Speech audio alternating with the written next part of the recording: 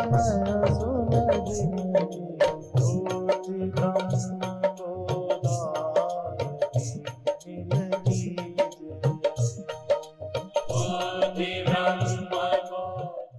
सच्चिदानंद भगवान की, सनातन धर्म की, गौ माता की, भारत माता की, गंगा जमुना माता की। मांडूक्य उपनिषद में जागृत अवस्था के अभिमानी को विश्व, व्यष्टि के नाते और समष्टि के नाते वैश्वानर का, और स्वप्नावस्था के अभिमानी को तेजस कहा व्यष्टि के नाते, समष्टि के नाते हिरण्यगर्भ का। सुषुप्ति के अभिमानी को व्यष्टि के नाते प्राज्ञ कहा और समष्टि के नाते ईश्वर का। प्राज्ञ और ईश्वर एक है। और वृष्टि के नाते से साक्षी को तुरीय कहा, आत्मा कहा, और समष्टि के नाते उसी आत्मा का नाम ब्रह्म है। प्राज्ञ ईश्वर है, तुरीय ब्रह्म है, तेजस हिरण्यगर्भ है और विश्व वैश्वानर है। अर्थात सुषुप्ति में सर्वज्ञ है। हम सबको लगता है जैसे वहां ज्ञान नहीं रहता, पर उपनिषद कहता है कि वो ईश्वर है, सर्वज्ञ है, सर्वेश्वर है, सर्वांतर्यामी है। कई बातें बुद्धि के बाहर हैं, धीरे धीरे समझ आती है। वृक्षों में कारण क्या है मैं नहीं जानता, पर वृक्ष बढ़ते हैं। कई बार देखा होगा, यहाँ 2 पेड़ हैं बड़े बड़े,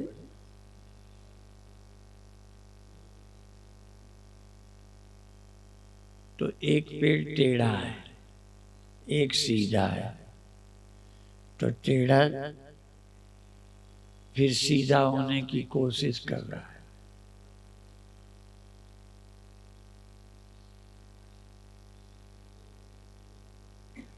कौन सिखाता है, क्या है?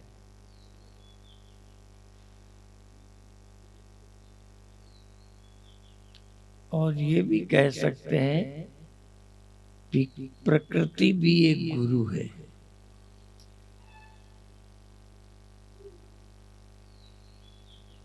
वो हमें गाइड करती है।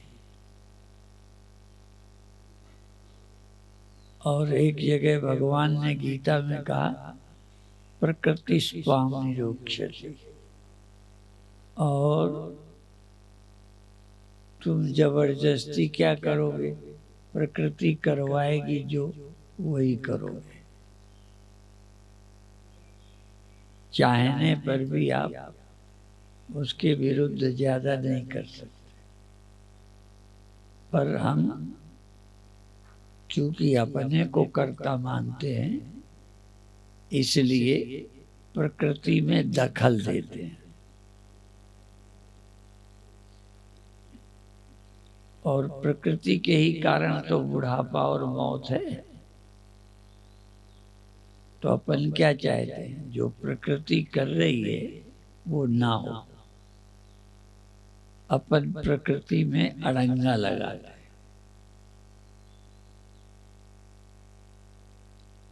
कुछ धार्मिक लोगों के कारण भी,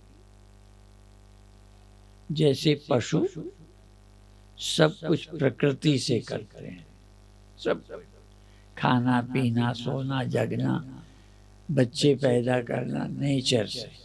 वहाँ कोई गीता नहीं पढ़ता, रामायण नहीं पढ़ता, कोई गुरु नहीं बनाता, प्रकृति उनकी गुरु है, गाइड करते। थोड़ा बहुत तुम भी भूख लगने में खाने का मन होना, प्यास लगने पर पानी पीने का,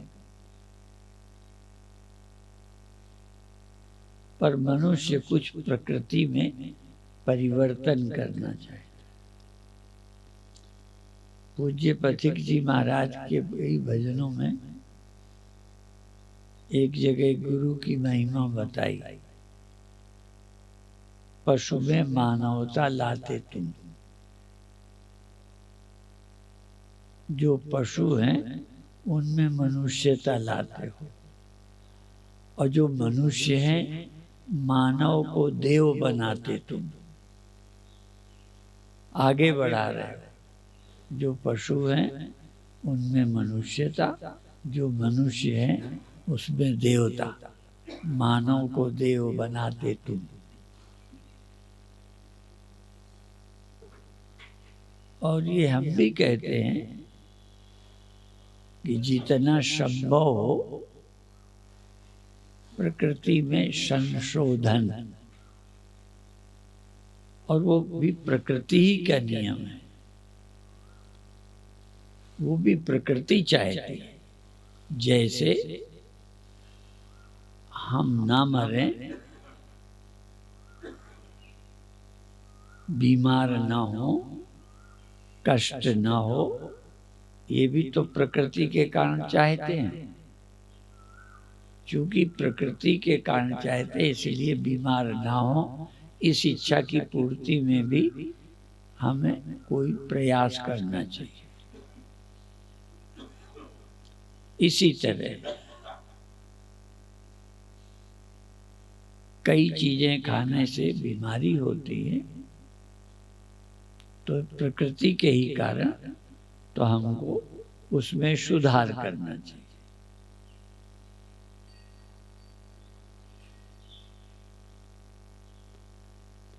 चूंकि हम शरीर की प्रकृति में परिवर्तन, मृत्यु, बुढ़ापा, ये प्रकृति से आते हैं, पर हमारे अंदर की कोई अभीप्सा है जो नहीं चाहते मरे। तो कुछ लोग चाहते हैं प्रकृति को बदल दें तो मरना न पड़े, क्योंकि प्रकृति के नाते बुढ़ापा और मौत है, और ये भी प्रकृति है अंदर कोई गहरी जो मरना नहीं चाहते। तो हमारी दो प्रकृति हो गई,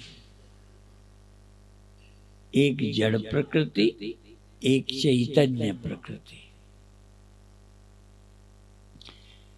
जीवो भूता महाबाहो यदम धार्यते जगत। ये भौतिक प्रकृति और एक जैविक प्रकृति। जीव चाहता है दुखी ना हो, मृत्यु ना हो, चूंकि अंतर की प्रकृति चाहती है तो वो भी कोई ना कोई रास्ता तो होगा। जो भी अनचाह है वो जरूर पूरी होती है। तो बाहरी प्रकृति में जवानी, बुढ़ापा, मौत है। अंतर की जीव रूपा जो प्रकृति है, चैतन्य प्रकृति, वो नहीं चाहती मौत। तो कई लोग ये इशारा न समझ के अमर होने के लिए शरीर में ही प्रयास करते हैं। विदेशी लोग आध्यात्मिक कम हैं, इसलिए जीवन ज्यादा चाहिए, स्वास्थ्य चाहिए, लंबी उम्र चाहिए, सुख चाहिए, तो बाहरी प्रकृति के अनुसार ही चलते हैं। सांसारिक सुख भोगेंगे, स्वस्थ रहने के लिए ख्याल करेंगे और आयु बढ़ाते। इसीलिए विदेशियों की आयु ज्यादा है हमसे। जितनी उम्र में आप बूढ़े हो जाते हो, इतनी उम्र में कई वहां शादी करते हैं।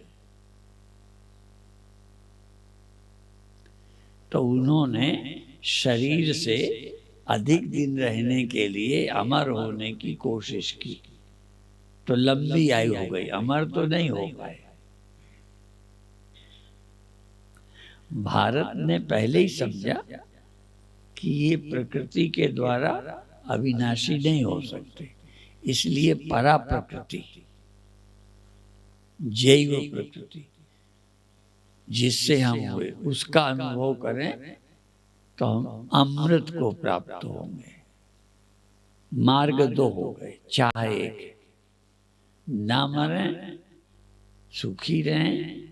तो बाहरी लोगों ने अधिक दिन सुखी रहने के लिए स्वस्थ शरीर होगा, अधिक दिन सुख भोगोगे। ठीक होगा तो ज्यादा खाने का आनंद लोगे, अधिक समय तक जवानी का सुख भोगोगे। इसलिए वहां सुख पाने के लिए भोगी बन गए, सुख पाने के लिए शरीर अच्छा बनाया, अधिक उम्र पैदा कर ली। और भारत ने सोचा ये संभव नहीं है तो उपेक्षा कर दी, तो और गड़बड़ हो गया। जल्दी बुढ़ापा, जल्दी बीमारी, केवल अध्यात्म की तरफ चले गए कि आत्मिक सुख मिले, अमृत मिल जाए, अनंत जीवन मिल जाए, उधर चले गए। तो हमको चाहिए हम सामंजस्य बिठाएं। शरीर अमर तो नहीं हो सकता पर दीर्घायु हो सकता है, शरीर अधिक स्वस्थ रह सकता है।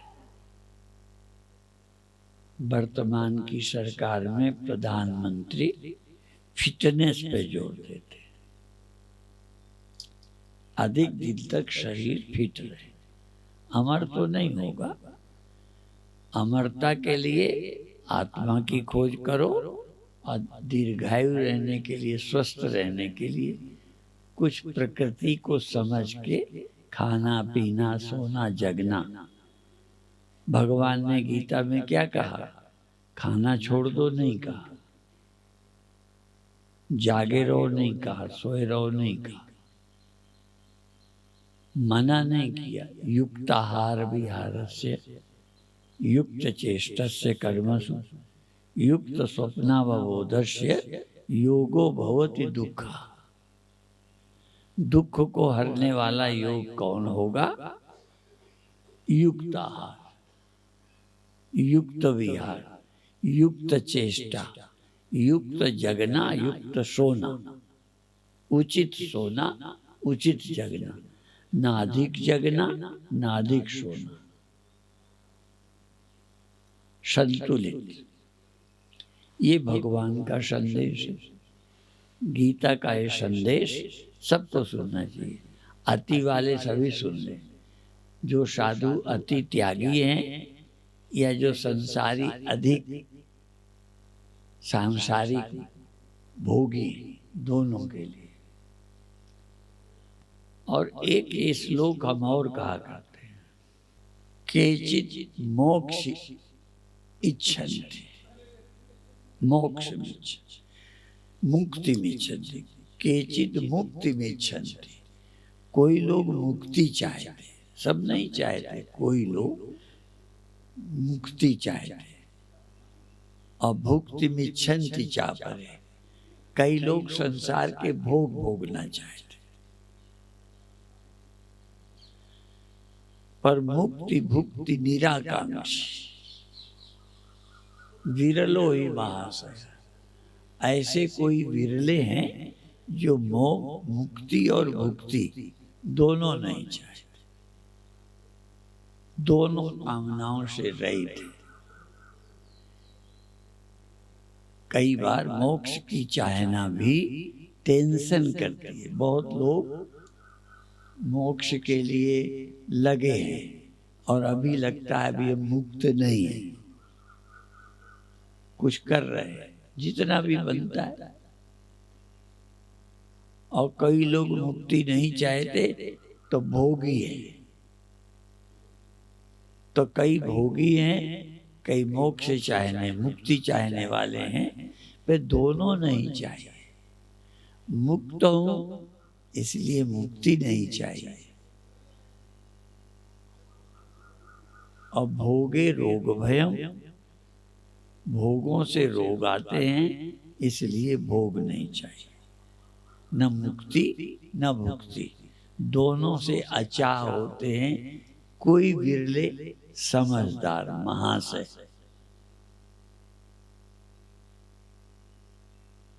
मुक्त हो ये मान लो, आत्मा नित्य शुद्ध मुक्त है। हमारे गुरुदेव ये लाइन बहुत बोलते थे, मुक्ति प्रशंसा मंदा नाम। मुक्ति की प्रशंसा मंद पुरुषों के लिए कही गई है, क्योंकि आत्मा में बंधन ही नहीं है। तो समझ के मुक्त ही है। मुक्ति के लिए काम करना छोड़ दो।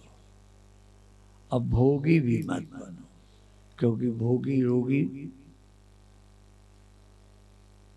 रोगी हो जाओगे। यदि गलत भोग करोगे, चाहे भोजन ही हो, भोग माने केवल स्त्री पुरुष नहीं, भोग माने मान का अधिक भोग। दिन रात राजनीति में बड़े होने के लिए लगे रहोगे, चुनाव में दिन रात जगते हैं, सो नहीं पाते। ये कामना, बड़े होने की कामना भी संतुलित जीवन नहीं जीने। अधिक जागना, अधिक मेहनत करना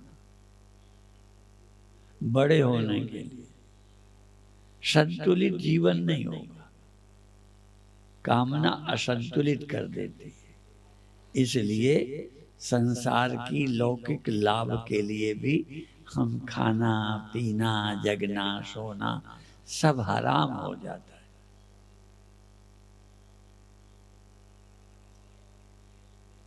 और कभी कभी मोक्ष के लिए भी ऐसे ऐसे साधन करना जो स्वास्थ्य के लिए मन अच्छे नहीं है। तो ये समझ के किसी तरह की आत्मा नित्य शुद्ध मुक्त है, अव्यर्थ की कामनाएं छोड़ो, सहज जियो। सहजम कर्म कौन्तेय सदोषमपि न त्यजेत्। भगवान ने गीता में कह दिया, सहज जो कर्म है वो करो। भले समाज उनको कम अच्छा मानता है, तुम्हारे पारिवारिक लोग नहीं। सहजम कर्म कौन्तेय, जो सहज हैं, प्रकृति निश्चित है, ऐसे करो। दिखावा नहीं, नाटक नहीं। एक बार मुरादाबाद की एक लड़की, एक देखने वाले आए, लड़के वाले, तो उसने ना कर दिया। लड़का बहुत अच्छा था, योग्य था, ना कर दिया। ना कर दिया, उसकी शादी कहीं हो गई। अब बाद में ये पछताती थी, ना क्यों कर दिया। कई बार व्यवहार के लिए और कहा, भूखे भी हो भोजन करोगे नहीं। कई बार भारतीय लोग आदर्शवादी होने से इच्छा होने पर भी ना कर देते।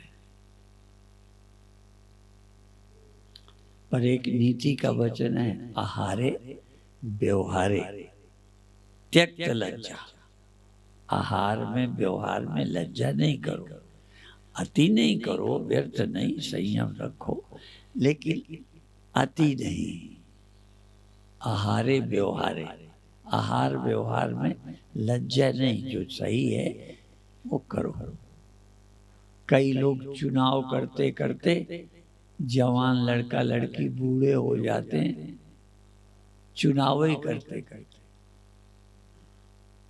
दिमाग है ऐसा हो वैसा हो, बूढ़े हो गए, अब तब शादी करोगे तो बहुत व्यर्थ की मान्यताओं से अपने को बांधना नहीं, लेकिन निरंकुश नहीं होना। सभी मान्यताओं से विहीन नास्तिक नहीं होना, लेकिन शरीर मन समाज को देखते हुए अपनी जरूरत, भूख है खा लिया, नहीं है नहीं, अपन ना भी करते हैं खाना भी चाहते हैं।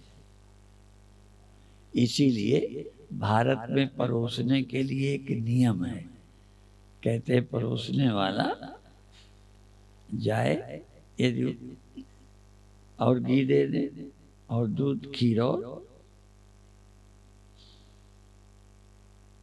तो कहते हैं आहा दद्या, यदि आहा करे तो दे दो। क्यों दे दो? ये झूठी ना करना है, इच्छा होते हुए भी ना करना है। आहा दद्या, दद्या, फिर न दद्या सिंह गर्जने, जब जोर से नहीं नहीं, जब जोर से ना करे तब मत दो। इसका मतलब अब वो दिल से नहीं चाहता, नहीं कई बार दिल से चाहता है और ना करता है। कई बार बेटियों से पूछो शादी करो, नहीं, अभी लोग मांग कर रहे हैं तब ना कर रहे हैं। अब उम्र ज्यादा हो गई, अब कोई नहीं पूछता। तो इसलिए हमें बहुत नकलची नहीं होना। नकलची माने इसने नहीं की तो हम न करेंगे, ये नहीं खाता तो हम नहीं खाएंगे। उसका शरीर, उसका मन जैसा है आपका शरीर, इसलिए स्वधर्मे निधनम से, आपका जीवन, आपकी जरूरतें आप जानते हो, आराम से जियो। अभी मोक्ष नहीं चाहते तो स्वस्थ शरीर तो चाहते हो, जीवन में शांति तो चाहते हो, सुखी तो रहना चाहते हो, तो इतना करो, मोक्ष जाने दो बाढ़। सुखी रहने के लिए स्वस्थ शरीर, सही खाना जिससे बीमार ना हो जाओ, बस। तो सामान्य रूप से हम मोक्ष नहीं तो जीवित स्वस्थ रहना चाहते हैं, जीवित सुखी रहना चाहते हैं, और परिवार को सुखी देख। तो आपस में छोटी छोटी बातों में तू मैं मत करो, नहीं परिवार नरक बन जाएगा। लोगों ने बना लिया, तो परिवार कैसे स्वर्ग बने? और ये हमने कई बार सुनाया। उज्जैन में एक आया था तो अपने नाम में लिखता था स्वर्गीय। हम लोग कब लिखते हैं? शरीर छूटने के बाद स्वर्गीय पिता, स्वर्गीय फलाने। वो जीते जी लिखता था स्वर्गीय अपने नाम के पहले। किसी ने पूछा तुम स्वर्गीय क्यों लिखते हो, तुम तो जिंदा हो। कह मैं स्वर्ग क्या है? सुखी, सुख जो है स्वर्ग, सुखम स्वर्ग समाख्यात, सुख स्वर्ग है। दुखम नरक में हुए, दुख नरक है। मरने के बाद छोड़ो, जीते जी भी नरक है। दुखी होना समझो नरक में हो, उतनी देर नरक में रहे जितनी देर दुखी रहे, और सुखी हो तो स्वर्ग में। तो कहता था कि मैं सुखी रहता हूँ, दुखी नहीं होता, इसलिए स्वर्गीय हूं मैं। ये सच्ची बात है। तो अब क्या करो, क्या करना है? स्वर्गीय, जीते जी सुखी रहना है, स्वस्थ रहना है, प्रसन्न रहना है। घर को नरक नहीं बनाना, परिवार को नरक नहीं बनाना। जब मोक्ष होगा तब होगा, कम से कम अभी जीते जी तो स्वर्ग में रहो। इसलिए जानवर केवल जब वो अतिवृष्टि, गर्मी, भोजन न मिले, चारा नहीं, तो दुखी होते हैं। बाकी सहज वो हमसे ज्यादा सुखी हैं। कई बार नहीं कहता हमने गधे को टेंशन में नहीं देखा। मनुष्य बिना मतलब की टेंशन लिए, और अपनी मान्यताएं भी अपने को टेंशन देते। कई मान्यताएं विदेश में नहीं है, उनके माता अपने बच्चों के लिए टेंशन नहीं करते। देर में क्यों आए, किसके साथ थे। अपन तो इतने ही देख देख परेशान है कि लड़की कहाँ गई, किसके साथ थी। वहाँ कोई मान्यता नहीं है, तो मस्त है। जानवर भी मस्त है, कोई टेंशन नहीं। हाँ, लगातार चारा ना मिले, गर्मी पड़ जाए, पानी ना मिले तो परेशान होंगे। तो आप भी व्यर्थ की मन के अंदर धारणाएं बनाकर, कुंठाएं बनाकर, जानते हो बैकुंठ शब्द है, कुंठ कुंठा और बैकुंठ विशेष कुंठ। कहते हैं स्वर्ग कौन जाता है, बैकुंठ कौन जाता है, कहते कुंठा वाले, जिन्हें यहाँ नहीं मिला वो सोचते हैं वहाँ मिल जाएगा। कई मजहब में कहते हैं वहाँ हूरें मिलती हैं, गिलमें मिलती, माने लड़के मिलेंगे, लड़कियां मिलेंगी वहाँ।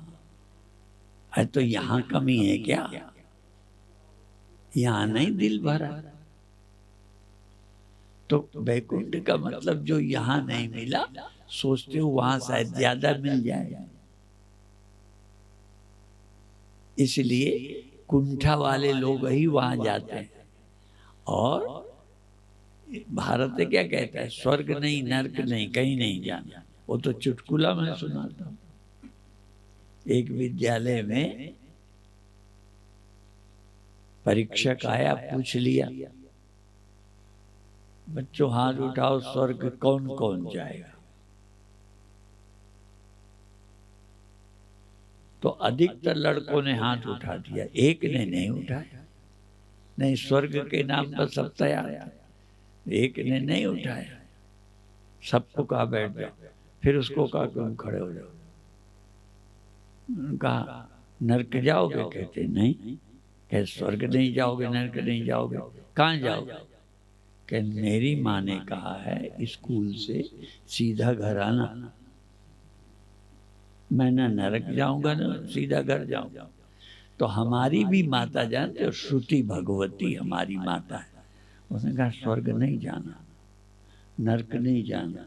कहते फिर अपने घर वापस आना। मेरा घर क्या है? आत्मा। जहाँ से मैं आया हूँ वहीं जाऊंगा, आत्मा राम हो जाना। इतना ही कहकर समाप्त करेंगे। ओम शांति शांति शांति।